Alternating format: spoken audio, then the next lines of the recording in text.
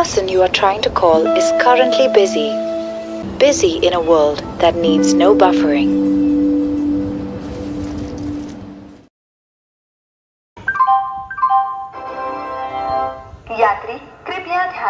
সুপ্রিয় দর্শক, কেমন আছেন সবাই? আশা করি সকলে খুব ভালো আছেন। এখন আমি আছি মেদিনীপুর ডিস্ট্রিক্টে, আর এই শহর ঘুরে দেখার আজকে তৃতীয় পর্ব। আজ আমরা যাচ্ছি এই শহরের সবথেকে সুন্দর একটি ভিউ পয়েন্ট কংসাবতী ড্যাম দেখতে।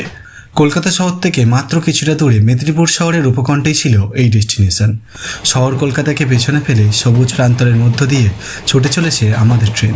এই ট্রেনটি ছিল 10:30 হাওড়া মেদিনীপুর লোকাল, যা সময়ের থেকে সবসময় একটু দেরিতে চলে।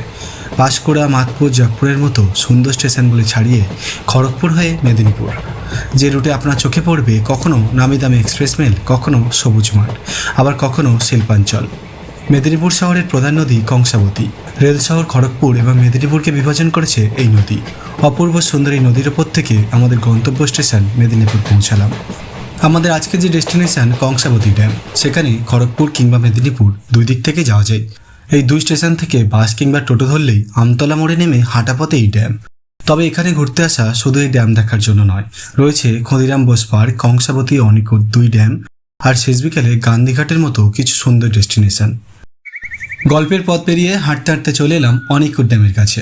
প্রকৃতি যেন ঝোড়ো হাওয়ার সাথে স্বাগতম জানাচ্ছে, যা মন প্রাণ জড়ানোর জন্য যথেষ্ট। বেশ কিছুক্ষণ বসে এই দৃশ্য উপভোগ করার পর ঠিক করলাম নিচে নামবো।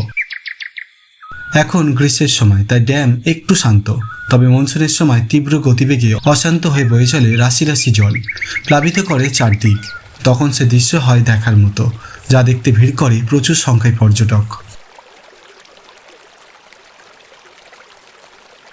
হালকা আবেশে শান্ত শীতলভাবে নদীর জল বয়ে চলেছে। কুলকুল শব্দ মোহিত করবে আপনাকে। নদীর এপার থেকে ওপার বরাবর ছোট ছোট ঝর্ণার মতো বয়ে চলেছে, তবে জলস্রোতের গতিবেগও বেশ। কাদামাটির কোনো চিহ্ন নেই এখানে। বালির মাঠ আর চারদিক জুড়ে বড় বড় টিলা আর পাথর, হয়তো নদী জলের সাথে বয়ে এসেছে। সবুজের প্রান্তরে এই ঠান্ডা শীতল জলে পা ডুবিয়ে বসে থাকার মজাটাই আলাদা। তাই উপভোগ করছি আমি আর ছোট ভাই জুনেদ।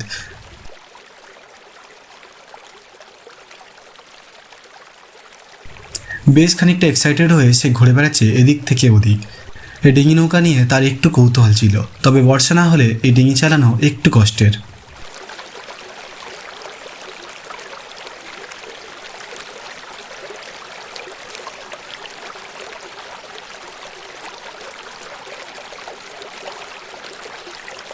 বেশ কিছুক্ষণ সময় এখানে থেকে যাচ্ছি ওই আপার ড্যামে।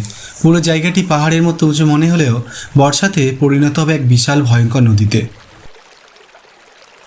আমরা এখন আছি ড্যামের এই সাইডটাতে, যা অনিকুট ড্যাম নামে পরিচিত, আর ঠিক ওই পাশটা কংসাবতী ড্যাম বলে সবাই চেনে।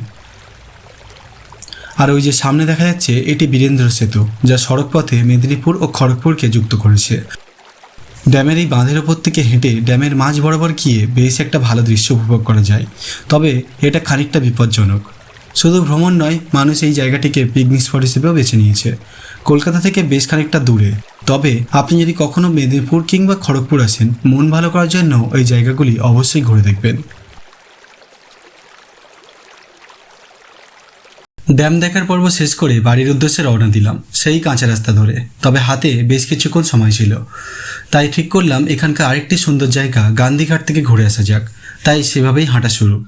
রাস্তায় যেতে যেতে দেখা মিলল এখানকার গ্রামের ঠাকুরের এক বিশেষ শোভাযাত্রা।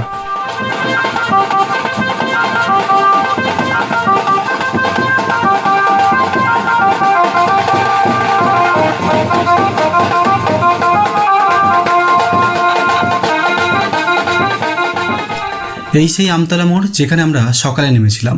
এখান থেকে গান্ধীঘাটের দূরত্ব খুব একটা দূর নয়। গান্ধীঘাট মেদিনীপুরের খুব সুন্দর এক নদীঘাট, যা কংসাবতী নদীর পাড়ে নবনির্মিত। মূলত কলকাতার গঙ্গাঘাটের মতো সাজাতে চেয়েছিলেন মেদিনীপুর পুরসভা। বিকেল হলে এখানে একটু ভালো সময় কাটাতে ভিড় করেন এই শহরের মানুষ।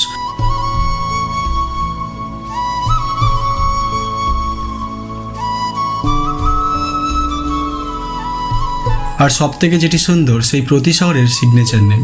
রাত হলে আলোয় আলোয় সেজে ওঠে এই স্থান, যা দেখতে আরও বেশি সুন্দর লাগে। নিজের শহরকে ছেড়ে অন্য শহরে এসে নতুন কিছু দেখতে জানতে কার না ভালো লাগে। দিন দিন আমাদের প্রত্যেকের শহর যেভাবে কংক্রিটের জঙ্গলে ভরে যাচ্ছে, তার মধ্যে সবুজে ঘেরা প্রাকৃতিক সৌন্দর্য খুঁজে পাওয়া প্রায় অসম্ভব। এভারগ্রিন হয়ে থাকুক এই শহরগুলি, যেখানে নিমিষেই প্রকৃতির মাঝে শান্তি খুঁজে পাওয়া যায়। আজকের পর্ব এখানেই শেষ করলাম। বীরেন্দ্র সেতু থেকে খড়গপুরগামী বাস ধরে ফিরছি এইবার বাড়ি। দেখা হবে খুব তাড়াতাড়ি কোনো অচেনা ডেস্টিনেশনে। ভালো থাকবেন, সুস্থ থাকবেন।